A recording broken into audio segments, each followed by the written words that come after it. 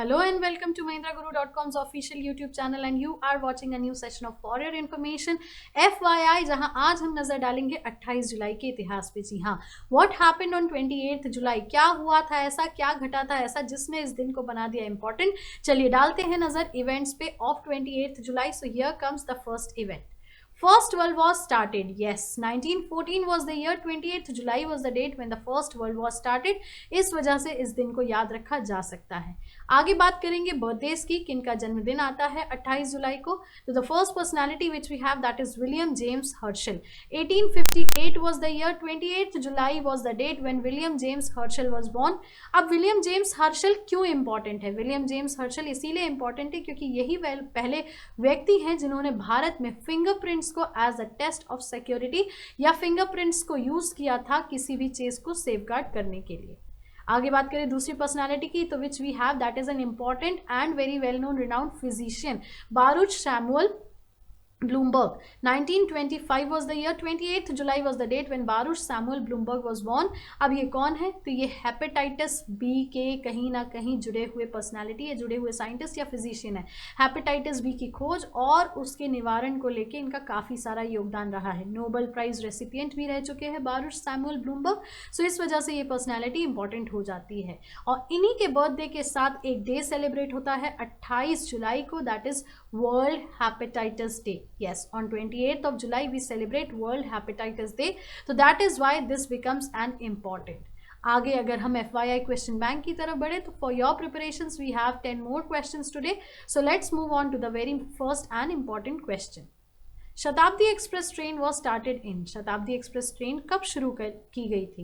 1984, 1988, 1990 या 1985? So definitely the right answer would be option number B 1988। 1988 में Shatabdi Express शुरू की गई थी। Let's proceed with the next question. Kerb trading is related with. Footpath व्यापार किससे संबंधित है? Bills discounting, hire purchase, stock exchange या फैक्टरिंग? सो आंसर करेक्ट होगा option number C, that is stock exchange. Let us proceed with the next question. The zone with the minimum length is, न्यूनतम लंबाई वाला क्षेत्र कौन सा है?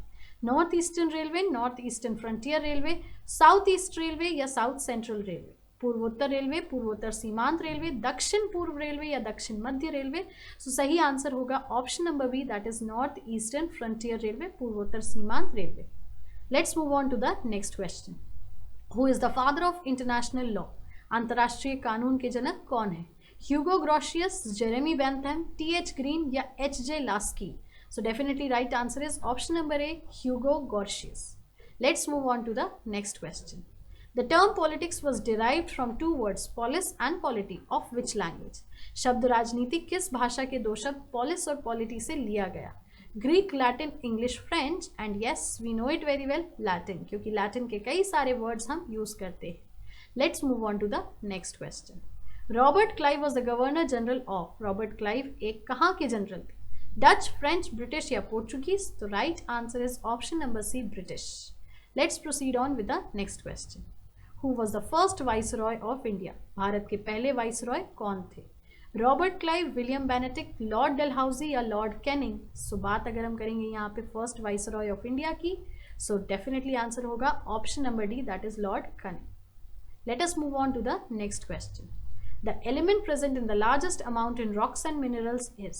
चट्टानों और खनिजों में सबसे बड़ी मात्रा में मौजूद तत्व कौन सा है? कार्बन, सिलिकॉन, हाइड्रोजन या एल्यूमिनियम? सो डेफिनेटली आंसर जो सही होगा वो है option number B, silicon.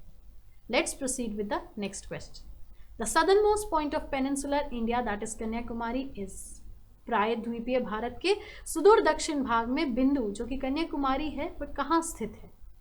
North of Tropic of Cancer, south of equator, south of Capricorn या नॉर्थ ऑफ इक्वेटर?